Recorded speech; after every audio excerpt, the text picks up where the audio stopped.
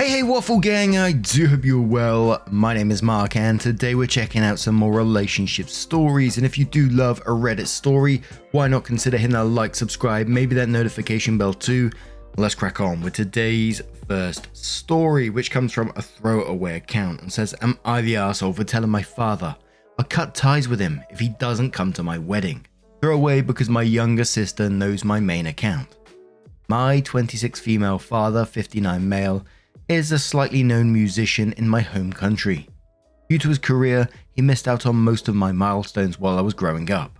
School plays, a few birthdays, and both my high school and college graduations, to name a few.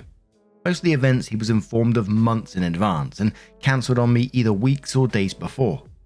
He always apologized for doing so, but never really seemed to feel guilty. I remember we almost had a fight because I didn't want to watch a video he'd missed my high school graduation to film. It hurt me so much as a child that I stopped expecting him to show up. It still bothered me when I got older, but at that point I understood that it was his job and I should be grateful he even had one. I'm getting married in early September. My fiancé, 28 male, and I have been planning this wedding for a year and a half. The date was decided and invitations were sent months ago. Almost every guest has RSVP'd. I've reminded my father of the date several times this past year, and he kept assuring me he had blocked the entire week of the wedding and would be there. A couple of days ago, my father called me to inform me he had scheduled a concert for my wedding day. He apologized and said he'd make it up to me with a gift. I don't want a gift. I want my father to come to my wedding, so I told him that either he figured out a way to reschedule, which I know he could probably do if he tried, or I'd cut ties with him. What followed was one of the biggest fights we'd ever had. He called me ungrateful, spoiled, and selfish for giving him that kind of ultimatum and expecting him to change his work schedule for my own benefit, which he has asked me to do on many occasions before. He yelled and I held myself not to yell back. We're still fighting over this.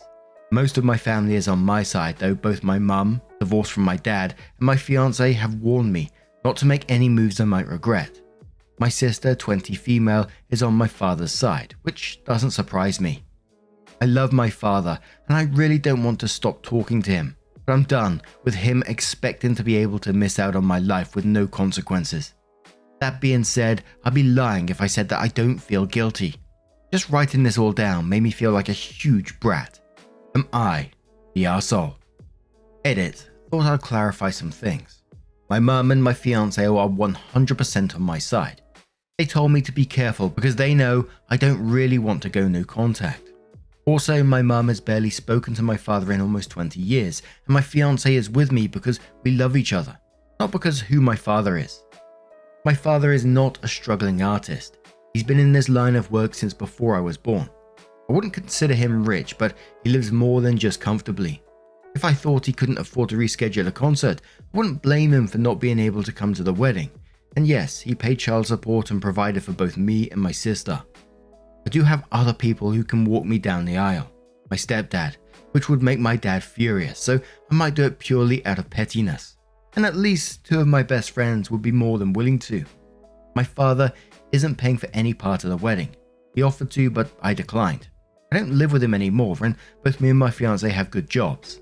When I was younger, I told myself that once I didn't need his money anymore, I'd never ask for it again. My sister isn't the golden child. He missed many of her milestones as well. Edit 2. I've tried acting indifferent before. It doesn't work. He interprets it as forgiveness. It's the reason why he still does this. I found this one really sad, and it might not be the case, but it just feels like Opie is holding on to what might be, a father-daughter relationship somewhere down the line, and it just seems like it's never going to happen. Like Opie said, he's pretty much missed every single milestone growing up, and he's not going to attend a wedding, which I just find absolutely ridiculous. He knew about this wedding well in advance. He'd been told several times about it, but then still decided to book something on that day. And so I would love to ask the question to OP. Like I ask in several stories, what is he bringing to your life? There must be something because you're still in contact and you want to have contact, so I'd really love to know what. And whenever I say this about like father and child relationships, people always say, That's what's there, is their family, etc., etc. And it's not easy to just cut them off, and I absolutely, totally understand that. But could you imagine missing your own daughter's wedding to do some work? In the comments, someone says, don't cut ties till after you get his wedding present. Opie says, I could care less about presents, especially coming from my father. Pretty much anything he gives me will come with strings attached. Someone replies to that and says, that sounds like you have more problems with him than not showing up to stuff. Opie says, yep, we've had a rocky relationship for a little over a decade now, for various reasons, including his tendency of using how much money he'd spend on me and my sister against us. That's why I try not to ask him for anything. It's got nothing to do with why I'm threatening to cut contact though. Someone says not the arsehole, but if he's busy providing for the family, he's not the arsehole either. It's a lose-lose situation. Sure, it's an important moment in your life, but this could be one of his last tours before he hangs up his boots and walks away from music. Opie says, as far as I know, he has no plans of retiring anytime soon. Someone says, what will you tell your children when Papa misses their milestones? Oh, that's just how he is. Make the choice now if you're going to subject your future children to the same pain as you. Opie says, I wouldn't be surprised if I had to force a relationship between him and my future children. My paternal grandfather died when I was 15, and I barely remember his voice, because not only did we only see each other once or twice a year, he lived in a different city, he also never tried to have a conversation with me. Someone says, expecting him to change his work schedule for my own benefit, and it says, what does that mean? He changed his own work schedule to fall on prior commitments. OP says, as he explained on the phone, he forgot about the wedding date while scheduling the concerts with his manager. His current girlfriend reminded him hours later. I knew he couldn't actually block the whole week. He promised the same thing before my high school graduation, but he could still avoid it. Someone says, if he can't be bothered to walk you down the aisle, one of the most precious moments a father should look forward to, then you were never important to him at all. This was the final indication you needed to move on.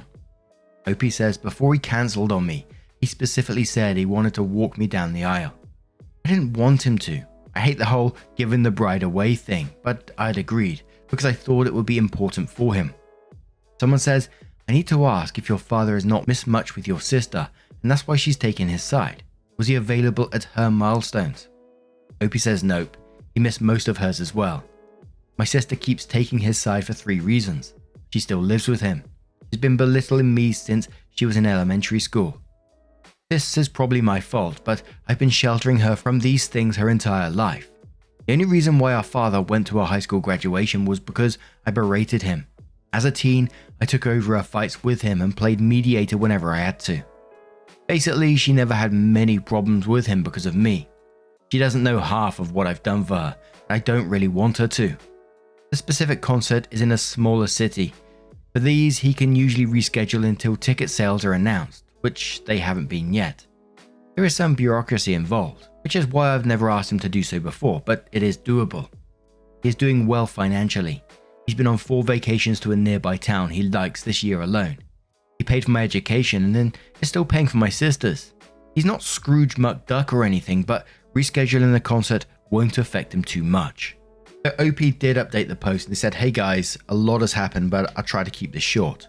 I'll start off by saying that your comments on my first post were very eye-opening. Though some of the assumptions you made were wrong. I could see where they all came from, and most of what you said was so spot on it was painful to read. Someone said that my father doesn't see me as a person, but as an extension of himself. That one hurt the most because it's the best definition of my relationship with my father I've ever seen. My father wasn't neglectful in the traditional sense. My parents divorced when I was 7 years old, and my mum had primary custody of me and my sister. But we still went to his place several times a week.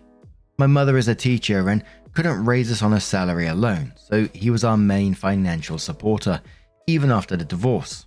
Because of all of this, he seems to believe he was the best father ever. Whenever we fought, he always insisted I was wrong and ungrateful. Those same arguments were used whenever I demonstrated I was upset over him missing out on my milestones.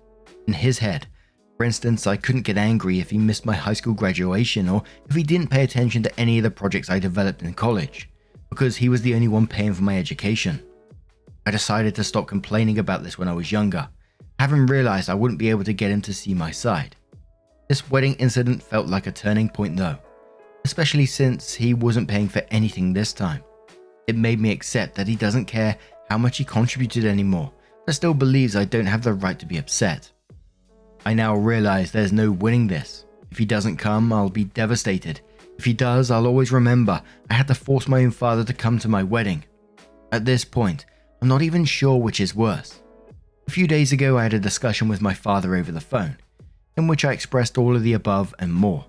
And as expected, he called me dramatic, accused me of alienating myself, and berated me for talking to him the way I did. I hung up on him. This is how our fights have gone since I was a teenager, and it never solves anything. We haven't spoken since. I sent him a long text, basically saying I didn't want to hear from him until he was ready to both give me a sincere apology and own up to the status of our relationship is his fault. This is all wishful thinking. I really don't think either are going to happen. I love my father and I know he loves me to bits, but I can't do this anymore. He's been around my entire life and still barely knows me for who I am. It's his turn to make that effort. Right now I'm trying to muster up excitement for my wedding. I lost most of it these past weeks. My fiance, my mum and my friends are all trying to cheer me up and it's starting to work. I'm definitely feeling a lot better than last week. I'm really grateful to have them in my life. So that's it for now. Thank you all for your support on my previous post.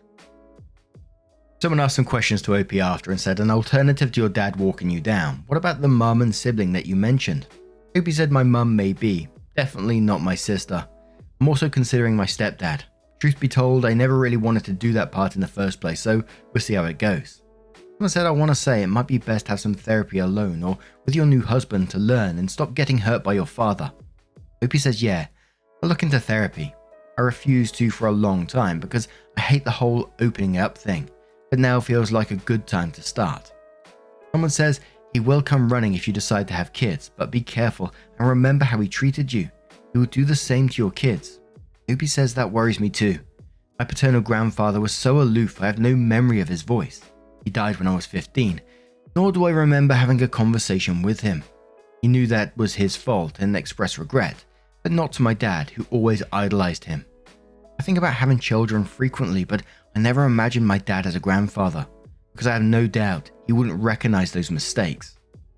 I gotta say, although I don't enjoy the pain and everything that OP's gone through, I do enjoy when they reveal their story and they get loads of helpful comments. Obviously, they get a lot of unhelpful comments as well, but they get a lot of helpful comments that guide them in the right direction and makes them realize what's actually going on in the background. And I hope that the OP does seek some professional help to talk through what they've actually been through, and hopefully it will help them further. But what do you guys make of this situation? Let me know your thoughts down in the comments below, and let's move on to another story. And our next story comes from HomeWrong44 and says, am I the arsehole for saying again after my sister announced that she's pregnant with twins? My 21 female sister, 32 female, has been married to her husband, 33 male, for 8 years. They already have 6 kids total, the last one born 5 months ago. Yesterday, my sister had announced that she's 3 months pregnant with twins.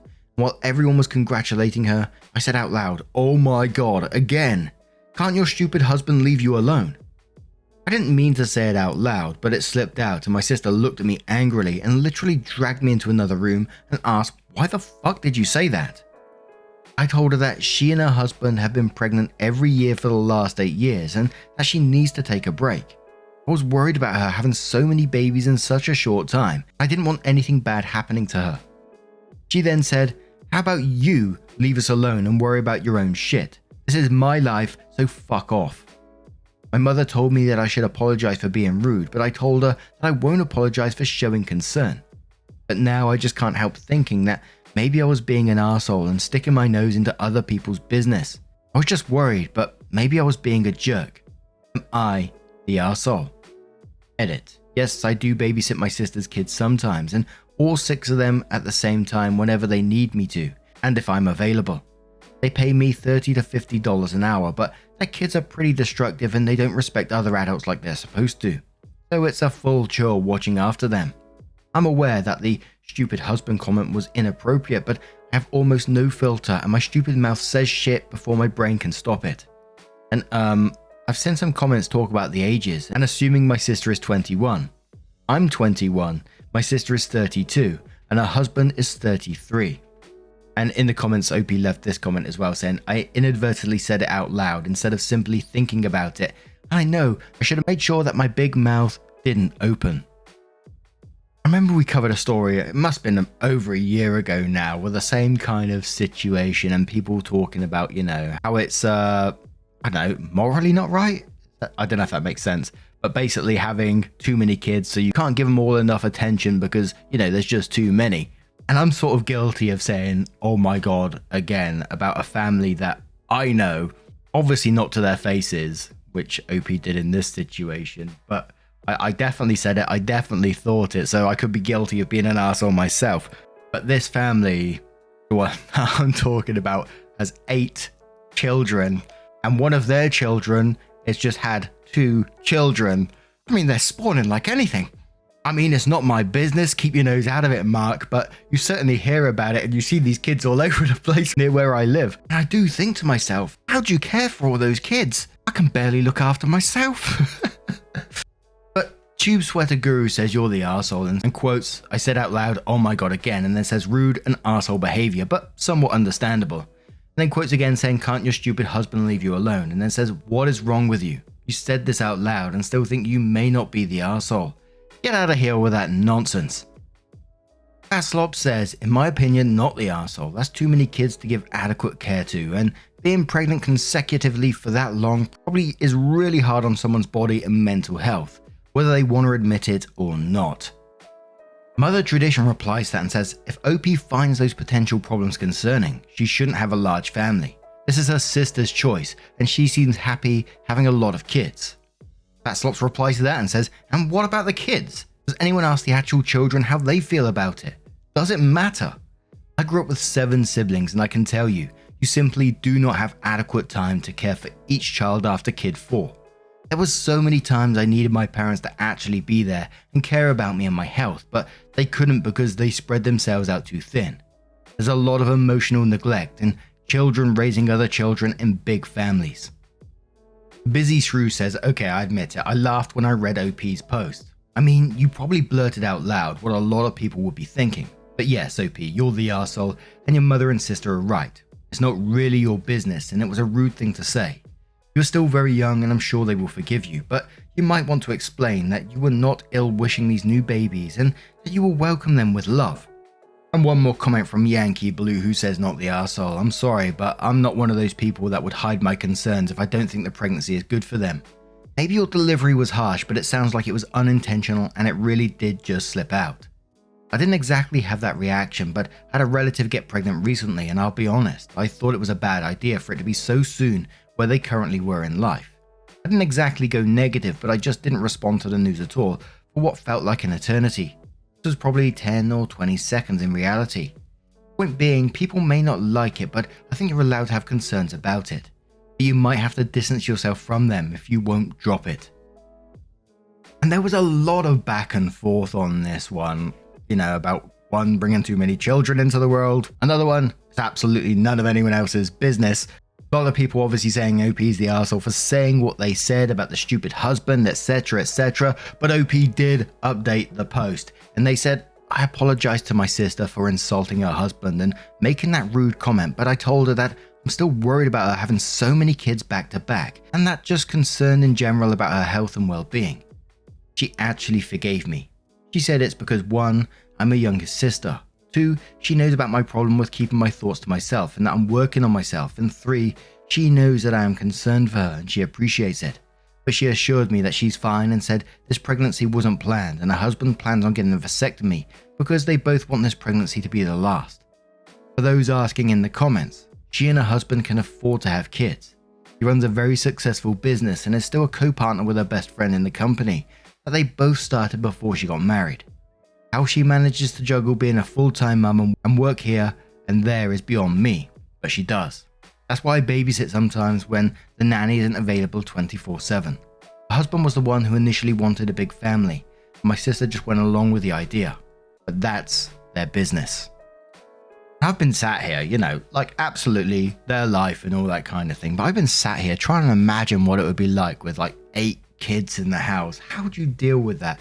Like, I know as they get older, they probably get their own responsibilities and stuff like that. But just like dealing with breakfast, dinner time, lunch, taking them out for the day, you'd need a bloody van or 2 cars, school uniforms, just the costs involved as well. It's giving me a headache thinking about it. Holy shit. And now I'm going to turn this one to you guys before my head explodes. What do you guys make of this situation? Holy moly. Let me know your thoughts down in the comments below. And just a huge thank you from the bottom of my heart for being involved in this. And I was one of 4. And that was a juggle in our house sometimes. But let me know your thoughts down in the comments below. Thank you so much. Your love, support, and time is always super appreciated. And hopefully I will see you in the next one. Take care and much love.